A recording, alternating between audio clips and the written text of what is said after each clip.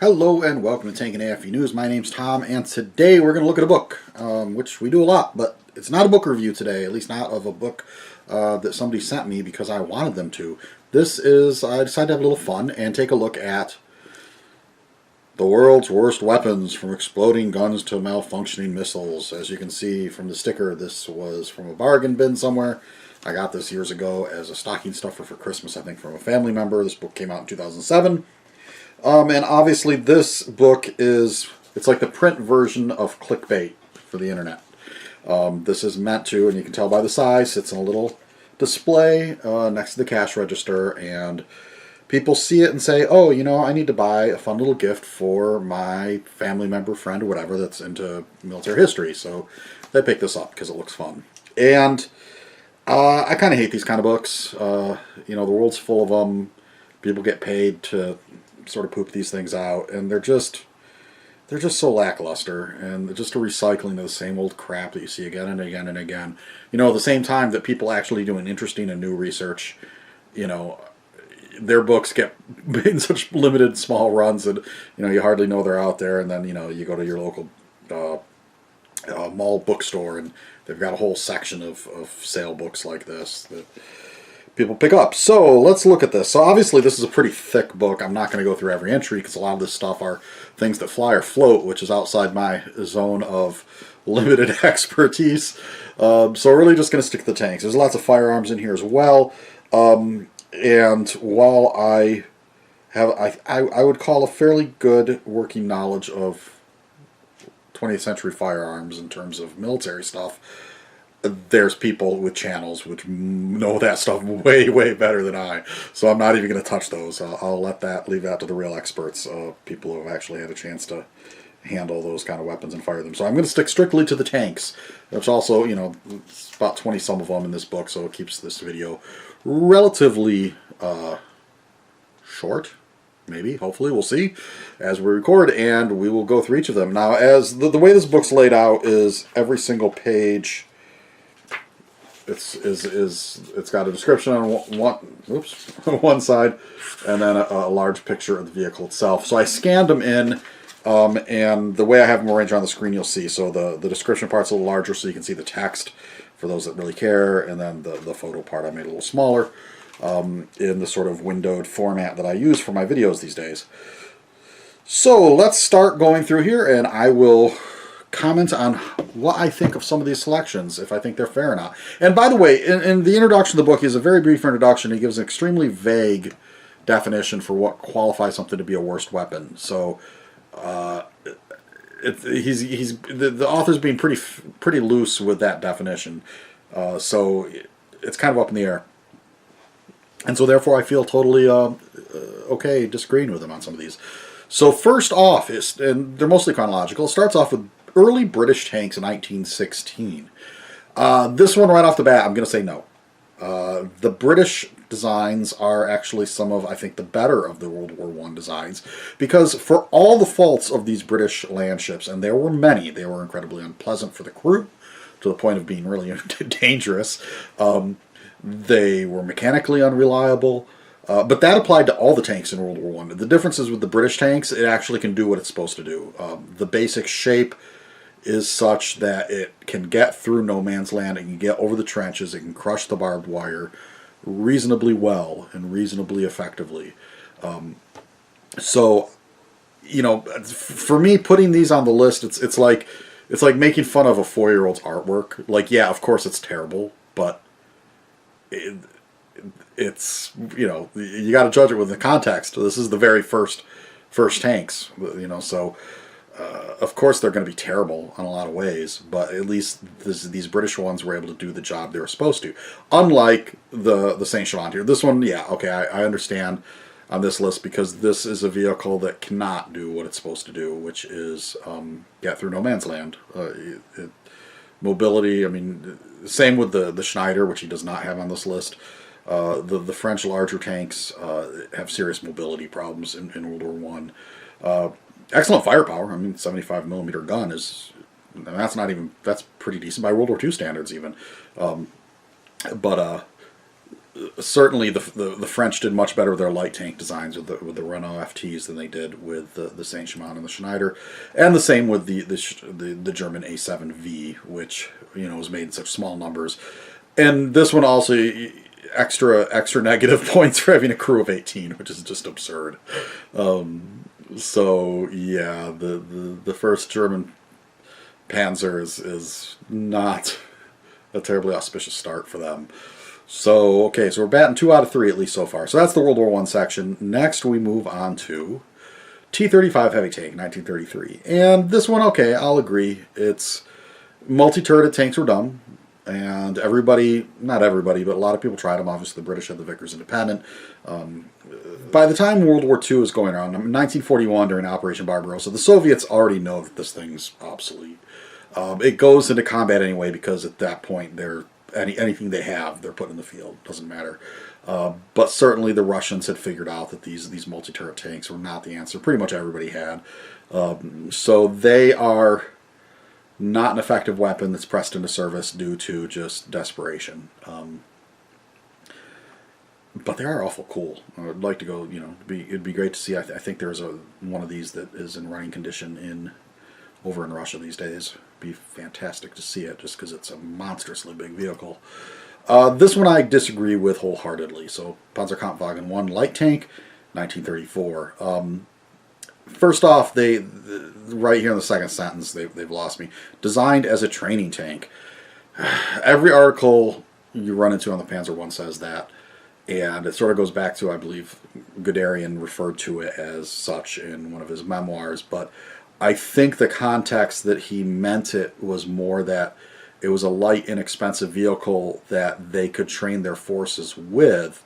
It doesn't mean that it's literally a training vehicle. This thing is a combat vehicle.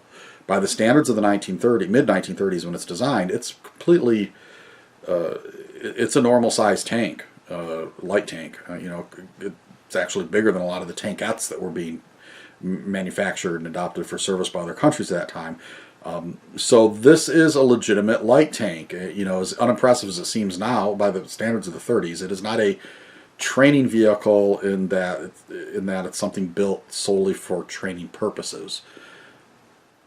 So I would disagree with this one being on the list while not including like every other machine gun only armored light tank built in the 1930s. All right, onward. Type 95 Hago light tank. So this one also 1935. By 1935 standards, again, completely appropriate light tank design. A 37mm gun. That's on par with what the handful of medium tanks in that period or a little later would have. So the Hago by 1935 standards, I don't think is a bad little vehicle at all. The problem is, as with all Japanese tanks, they are not high priority items for Imperial Japan. They don't build a lot of them. And of course, by the time a lot of them are seeing service against the United States, we're talking like 1943, 44. If you're going up against an M4 Sherman with one of these, you're in real trouble. These things are just completely outdated. It doesn't mean they were bad designs when they were new, and Japanese actually had some interesting features and some innovations, including things like air-cooled diesel engines. It's just that for what the war that they ended up fighting, these vehicles rapidly became outclassed. So yes, objectively in 1944, this is a bad tank because it's old, but not necessarily because it's a terrible design. So I wouldn't make fun of it. I would just say that this was a design that was kept in service longer than it should have. Next, we have the Type 89B medium tank. This one also Japanese, and they list it as 1935. That's a little unfair. Yes, the 89B is from the mid-30s, but the original version of this tank harkens to the late 20s. So, and that's implied in the name. 89 would mean, it's a reference to the Japanese calendar, which means 1929. So this is a late 20s technology tank, which is really quite old. Very old by World War II standards. And by the time that the war has broken out, at least in the United States, this is no longer the standard medium tank of Japan. They've moved on to the Type 97. These would still be in service, and these would do quite poorly in Manchuria when they fight the Soviets before the war with the United States, and they are used in the Pacific a bit. You know, the fact that the Japanese were still using this tank, which was, yes, it was completely obsolete by World War II, but that has more to do with their lack of industrial capacity and ability to get new equipment to the troops than it has to do with any particular flaw or problem with the design of this tank, which is, you know, you're talking by the time like 1943 is rolling around, this thing's a 15-year-old design. That's absolutely ancient in terms of tanks of this period. So this one is bad in the way that it's completely obsolete and shouldn't have been out there on the battlefield in the first place, but not because it was initially a terrible design for the period it was designed. Matilda 1 infantry tank. This is, yeah, it's pretty bad. It's slow, it's got very little firepower, it's got armor protection, that's about it. Especially judged by the fact that, you know, this is the British, they're supposed to be one of the leaders in tank technology in the 1920s and 30s. And they come up with this thing, which it's sort of like they looked at what the French were doing with two-man little infantry accompaniment tanks, and, you know, we're like, wow, those are pretty unimpressive. We can do even worse, because at least the French ones have a cannon and a machine gun. You know, even if it is a World War I era 37mm, you know, little pea shooter, it's still more than just the single Vickers gun that's on these Matilda ones. So yes, these Matildas, you have to judge them by the fact not only you know what they are, but by the fact that this is the British, who should be doing better at this point with their designs. All right, next we have SKODA TANKETTE 1936. Now this one's weird because I don't know why they're singling out the Czech TANKETTE as opposed to everybody else. You know, it'd make more sense to have the Cardinal Lloyd or Vickers, since they originated the idea, that then everybody else copied, because everybody was making these terrible little tankettes, you know, whether it be the Poles or the Italians or the British themselves for export. So I don't know why they're picking particularly on the Czech one, but yes, the tankettes were all pretty awful. I think everybody sort of knows that, you know, anytime a weapon system's main appeal is that it's cheap, it's not a good sign. Alright, now it's time for the Italians, and the M1139 medium tank of 1939. This one is sort of hard to argue against being kind of terrible, because it is a medium tank of 11 tons, which, again, the Italians use slightly different categories as far as what constituted medium and light. Their tanks tend to be quite a bit lighter for a given category than other people's. This one, though, is particularly bad, and it's because the turret has just a machine gun, and then there's a 37mm cannon mounted in the hull. So it's sort of like, you know, why would you do that? It's not good. You could, you know, you look at other things that are out there in 1939. You've got, you know, the Czechs with what the Germans would end up calling the Panzer 35 and 38, which have 37mm guns in a turret that rotates. I mean, even, you know, the Japanese have their little Hago tank with a 37mm gun in a turret that rotates. The U.S. has the M2. It's just, and of course the Italians would pretty quickly move on to better designs than this. But yes, this one that's pretty bad. This one I think doesn't really belong on the list, because this is like a one-off prototype vehicle. It's not something that ever went into production, you know, and this pretty quickly got rejected in favor of the KV tanks. So I don't even know why this one really belongs on the list, because if you start doing just prototypes and things that were tested and rejected, then that's such a world of weirdness and odd things that the book would never end. Alright, SIG-33 self-propelled gun. The Germans had many self-propelled guns, different mountings using different extra sort of typically light tank chassis. This one certainly is one of the more problematic ones, in that that's a whole lot more gun than that chassis really has the size to deal with. That said, you know, I don't know how many of the guys that were operating these would have preferred horses. So, yeah, it wasn't great, but it was a way to get these guns mobile. So, it's more case of the Germans using sort of what they have to make something that's at least somewhat useful. But yeah, certainly not ideal.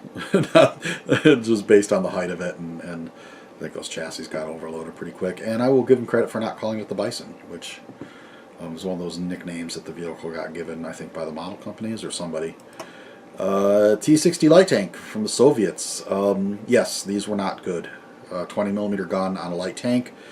In 1941, you know, you might say, well, hey, you know, the Germans have the Panzer II at that point, which is 20mm gun. It's like, yeah, but that's a mid-30s design. That's sort of still in the inventory. This is a much later design, should be better. The only thing you can say sort of in favor of the Soviet light tanks, so this and the T-70 that comes after, is that they're able to be produced by facilities that don't have the capacity to make the larger T-34s and KVs, and eventually they move on to making the Su-76M, which is, I think, the second most produced Soviet vehicle of the war after the T-34. And it's at least a way to get a 76mm gun on a mobile chassis with some degree of armor, limited armor protection to the troops, which is more useful than these little light tanks armed with pea shooters. KV-2 heavy tank. This is a vehicle that certainly had some problems. It was a sort of an interesting idea, and probably a good idea poorly executed. And then we'll see a couple years later when the Su-152 comes out, and then the ISU-152. Yes, a 152mm gun on a heavy tank chassis is a very useful weapon. It's just probably you don't need to bother with a turret. The turret part of this vehicle is very problematic, and of course it just suffered from all the reliability issues of the KV in the early part of the war in general, which made it particularly unsuited for sort of the rapid war movement of 1941. Is it necessarily the worst Russian tank, though, that's in service at that point in time? I don't know. They're not, you know, the thing's still incredibly well armed and armored for a tank of that period, so you would think it would have some usefulness on the battlefield, even if just as a pillbox. So, not the most successful system, but, you know, it was designed for really a situation more for the 1940 war, where you need something that can just get close to a large enemy fortification and blow the heck out of it with a humongous gun. Speaking of lots of armor and a humongous gun, we have here the famous Tiger tank. Now, this one being on the list, I think, is pretty ridiculous. And I think it's pretty much probably the author just sort of being a bit counterintuitive, because the Tiger, of course, is one of those vehicles that probably more than any other tank has been so hyped, and so much has been written about, so much nonsense in cable TV documentaries has been spewed out about it, that it's just the reality of what this vehicle was compared to the myth is pretty extreme. But that said, when this thing came into service, it was the most powerfully armed and armored tank in the world. It's very technically advanced in a lot of features, automotively. That said, I think there's very legitimate discussions people can have on whether or not it was worth the expense, both in terms of money and then just you know, the amount of logistical support that these tanks required, whether they were worth what they provide on the battlefield, particularly with the idea that these are supposed to be breakthrough vehicles for offensive operations. And by the time they're coming into service, with the exception of Kursk, Germans are almost completely on the defensive. They're not really carrying out these large-scale offensive operations to the degree that they were in the first few years of the war. So the reason for these Tiger tanks to be in service of the German army for what they're supposed to be, which is these sort of heavy breakthrough tanks, is that their rationale is sort of gone, and they're used, you know, in other ways that sometimes did not really play well to their weaknesses, being sort of lack of strategic mobility and their huge logistical cost. So, does that make it a terrible weapon? No. I mean, it's still far too potent a weapon system on the battlefield to call it a worst weapon. It's just maybe not the most appropriate weapon for the situation Germany's in at that point in time. The design itself, also, it's interesting because it's kind of transitional from sort of early war tank design concepts, you know, heading into mid and late war design, and there are problems with the design, and the Germans realize that because they stopped production in mid '44 and move on to the Tiger II, which, frankly, I think is an even more deserving tank on this list because it's even less necessary for Germany's not, you know, breakthrough operations in 1944. I mean, I guess they're trying to break through in the Ardennes, but the 70-ton Tiger II tank is not the ideal weapon when you have no gasoline. So, why the Tiger II or the Tiger or some of those other even heavier vehicles or the Ferdinand is not on the list? Well, the Tiger I is. I don't quite understand, other than the author's just trying to be a little edgy and counterintuitive. The Mouse, again, you know, it's a prototype only. It's still a waste of resources and effort, but it's a way for Hitler to keep Dr. Porsche happy, I guess. That said, it's a very fascinating vehicle from a technical standpoint, because it is so completely different from a lot of the other German designs. It's very Dr. Porsche in terms of the design. But yeah, it's a terribly impractical weapon. Just even though they never used it in combat, we can just say it doesn't matter. We know it would not have been maybe effective in its immediate, like, I mean, obviously anything with that much armor and a 128 millimeter gun is going to be dangerous, but it's going to be so hampered by mobility issues and everything else that, yeah, it deserves to be on the list. Other than the fact that it wasn't a vehicle that was actually issued and used. The Type 4 self-propelled gun. This is one I haven't actually ever given much thought to. I'm sure it was terrible.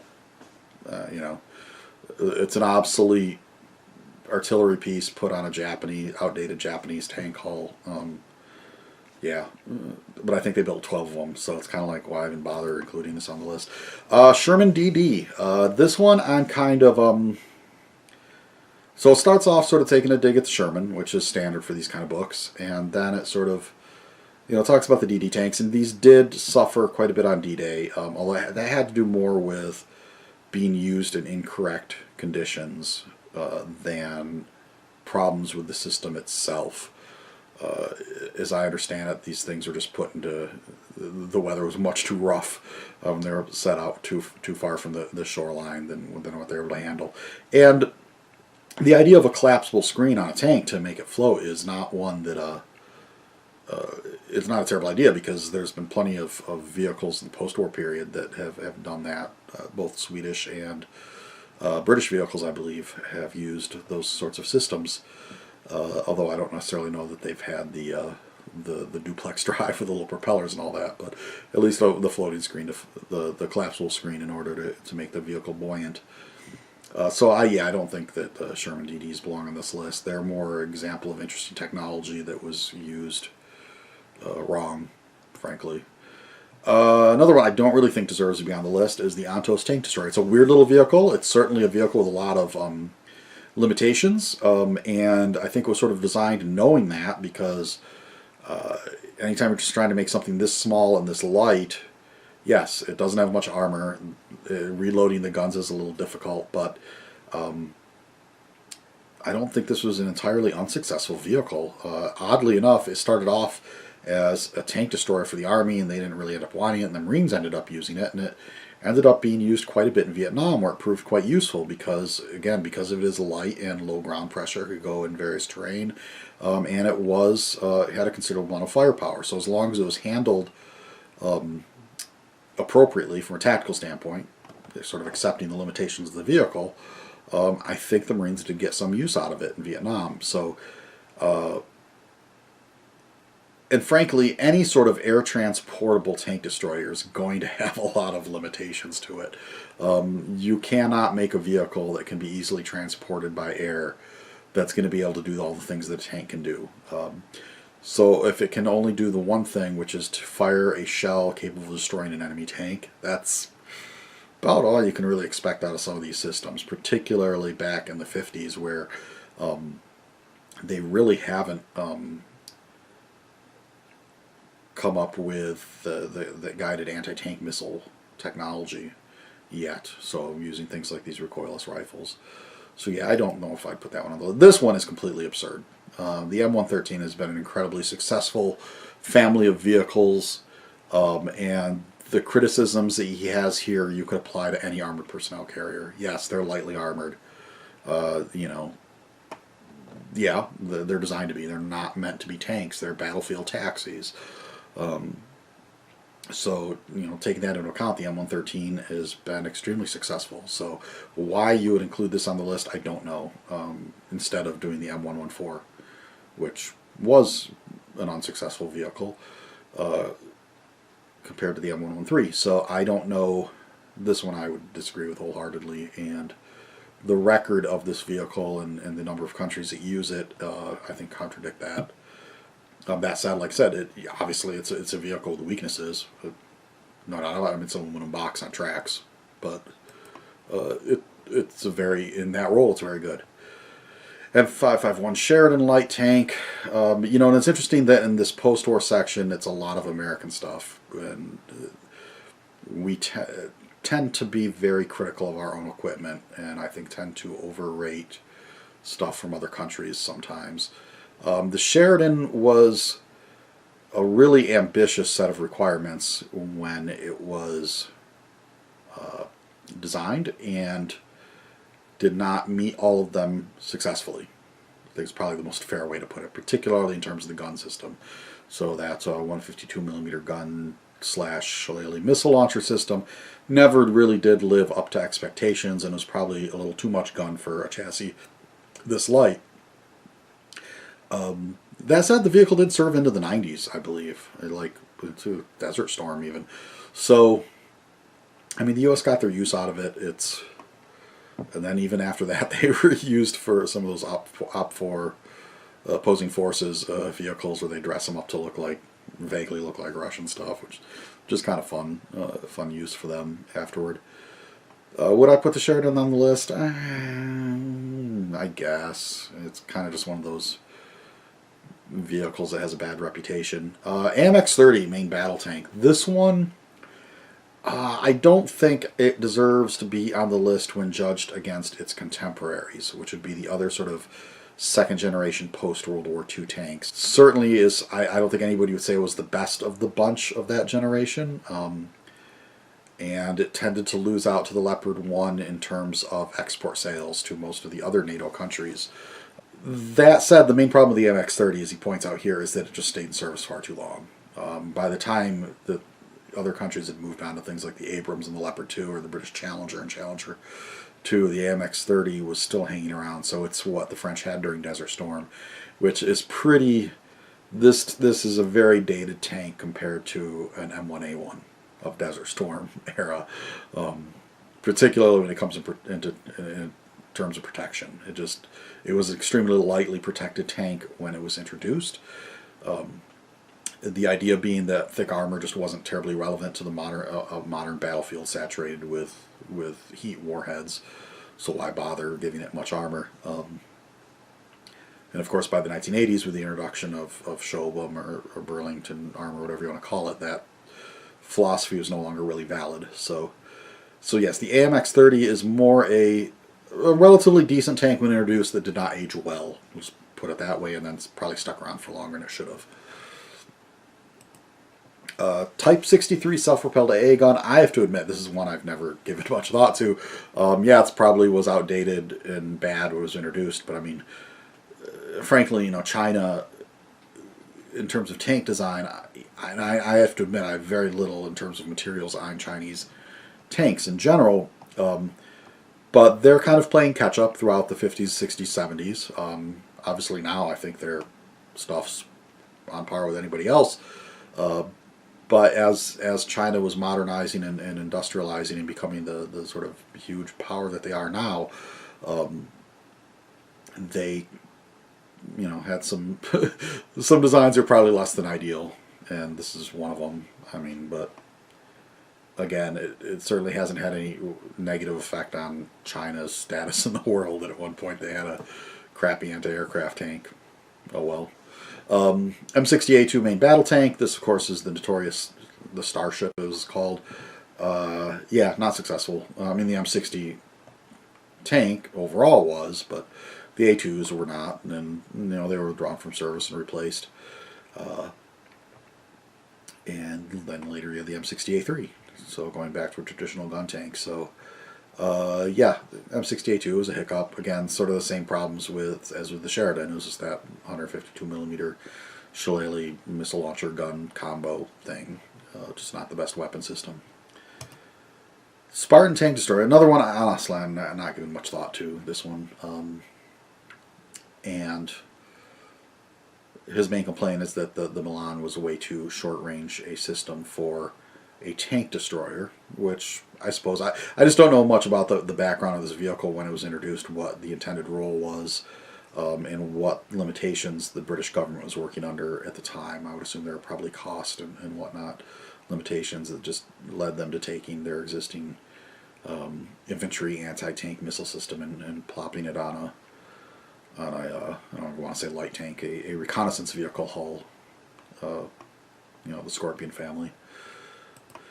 And then finally we have the Sergeant York again. This is a vehicle that was rejected, so the U.S. never adopted this for service, as it got canceled before going into production. And there's even a 2020, I don't know if it was 2020 or 60 Minutes, one of those news shows back in the day, had an episode about it, got plenty of bad press, and for the most part probably deserved it. There's no telling if it had gone into service if they would have been able to work out all the kinks. Certainly a twin 40mm Beaufort cannon are quite powerful guns and proved useful in previous vehicles in different uses, not always in the anti-aircraft role. The use of the M48 chassis I always thought was a little strange, seemed kind of like penny wise pound foolish, is that you're recycling an old tank hull that's probably going to be unnecessarily heavy for this application, and also not terribly high mobility for this application. Particularly, this is an era where you're starting to adopt the Bradley and the M1, which is introducing a whole new level of mobility in your armored vehicles, compared to the older M60s and M113s. So there just seemed to be a lot of odd choices in the development of this vehicle, and then it sort of got caught up in that whole late 70s, early 80s military reform movement, where lots of people were doing some reporting. Some of it was probably a little bit sloppy and sensationalist about how bad some of these new weapon systems were. And the Sergeant York certainly got caught up in that. So I would not include it on my list just for the fact that it didn't get adopted. So yeah, it was bad, but number one, we don't know if it could have been good at some point, because with modern systems, a lot of times it does take quite a while for them to get all the kinks worked out. But like I said, if you start including just prototypes and failed programs that never go into production, then that's all the book's going to end up being. So that is my thoughts on World's Worst Weapons. Not a book I recommend anybody go buy, unless they, maybe for one of the small arms people wants to go through and go through the small arms or the boats or the ships or whatever. You might find it enjoyable just for that purpose. Like I said, as far as the selection of tanks in here, I think there's some notable things missing, some things that are included that don't deserve to be there. The Panzer I and the Tiger I don't think are particularly good inclusions. The M113 I think is an absolutely ridiculous inclusion, especially in light of not including the M114, which is one of the most sort of well-known failures in U.S. armor development in the Cold War period. There's really nothing on Cold War Soviet stuff in there, and some of those vehicles could probably be picked apart a bit. A lot of them did not quite live up to the promise that they had on paper. And then, of course, like I said, the inclusion of the World War I British tanks, I think, is sort of unfair, because we're talking about the very first tanks. Well, yeah, of course, yes, they're awful, but how could they not be? It's the very first thing. So there you have it. Hope you enjoyed this, and we will catch you on the next one.